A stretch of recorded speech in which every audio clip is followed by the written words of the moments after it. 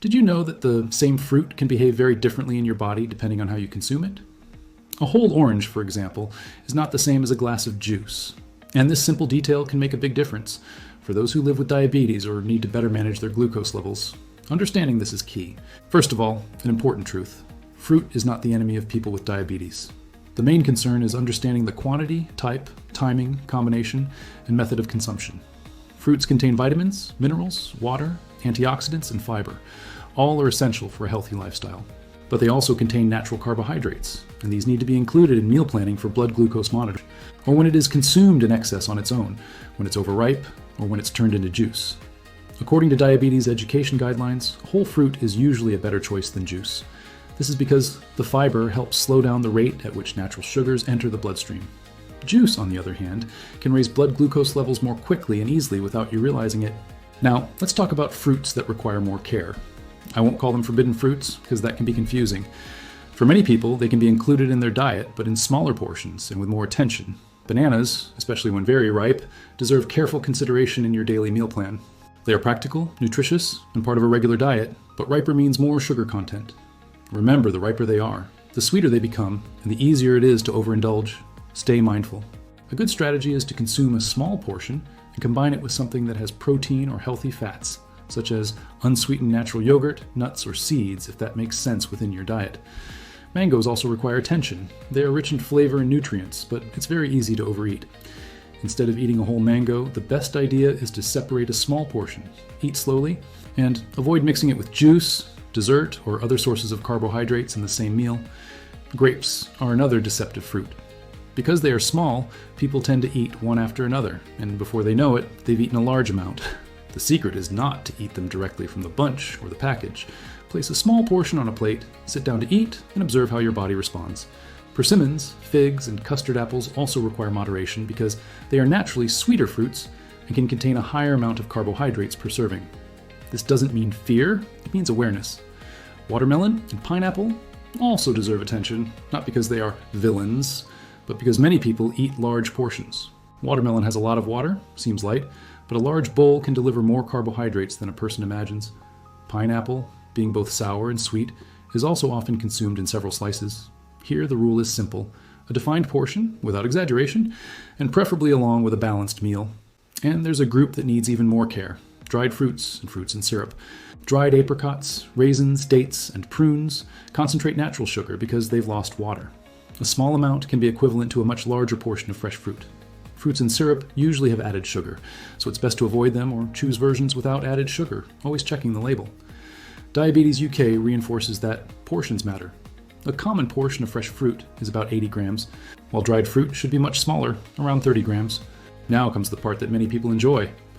Which fruits can help with weight control when consumed correctly? Red fruits, such as strawberries, blackberries, raspberries, and blueberries, are often great options within a balanced diet. They contain fiber, antioxidants, and generally allow for a good portion size without excessive carbohydrates. A simple idea is to eat strawberries with plain, unsweetened yogurt or with a small amount of oatmeal if it fits within your meal plan. Apples with the peel on are another good option. The peel helps increase the fiber content, which promotes slower digestion. But be aware, apples also contain carbohydrates. So instead of eating several throughout the day, choose one portion and eat it at the right time. The pear with its skin on follows the same logic.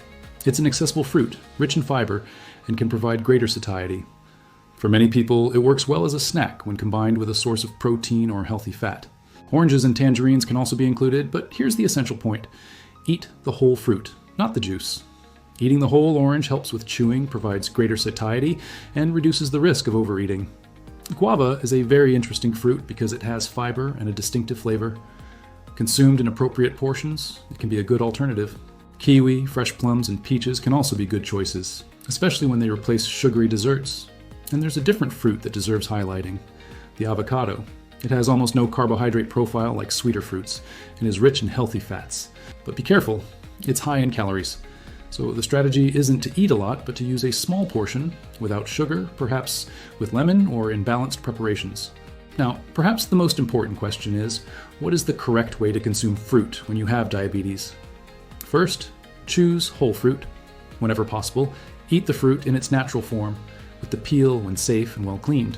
Second, Pay attention to portion size. The American Diabetes Association advises that a small whole fruit can have around 15 grams of carbohydrates. In other words, portion size makes all the difference. Third, avoid drinking juice regularly. Even without added sugar, juice can concentrate carbohydrates and reduce the effect of fiber. The CDC points out that drinking fruit juice tends to raise blood glucose faster than eating whole fruit. Fourth, combine them better. Eating fruit along with protein, healthy fats, or fiber can help slow down the glycemic response.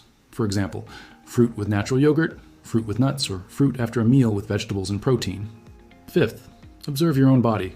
Two people can eat the same fruit and have different glucose responses. Therefore, follow the instructions of your doctor or nutritionist and observe the results carefully. And here's a golden detail. Don't just look at the fruit in isolation.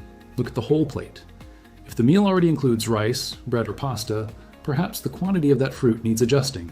The plate method and carbohydrate counting are strategies used to facilitate this planning and avoid large glucose fluctuations. So, the main message is this. People with diabetes don't need to live in fear of fruit. They need to learn to choose better. Whole fruit in appropriate portions can be part of a healthy diet.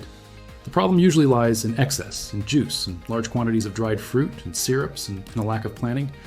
And here's the expert's golden tip. Don't choose fruit just by its name. Choose it based on context. The same banana that can be high in blood sugar when eaten alone, overripe, and in large quantities, might work better when served in a smaller portion, along with natural yogurt, oats, chia seeds, or nuts. The secret isn't just in which fruit to eat, but in how much to eat, when to eat, and what to combine it with. Whenever you eat fruit, think about 3 quick questions. Am I eating the whole fruit, or just juice it? Does the portion fit in the palm of my hand, or is it too much? Am I eating it alone, or as part of a balanced meal? These answers can change the impact on your blood sugar. And remember, for those with diabetes, the best indicator is professional monitoring, and when indicated, self-monitoring of blood glucose levels. Because the body gives signals, and learning to listen to these signals is one of the smartest ways to take care of your health. Now tell me in the comments, what fruit do you like the most, but are unsure if it's safe to eat? Maybe it doesn't need to be removed from your routine. Maybe you just need to learn the correct way to eat it. And remember, this video is for educational purposes only and does not replace a consultation with a healthcare professional. If you have diabetes or use medication, talk to your doctor or nutritionist before making significant dietary changes. Managing glucose levels isn't about extreme restriction. It's about living with information, balance, and smarter choices every day. Thank you for watching. Please share this video with someone who needs it, and until the next video. Bye.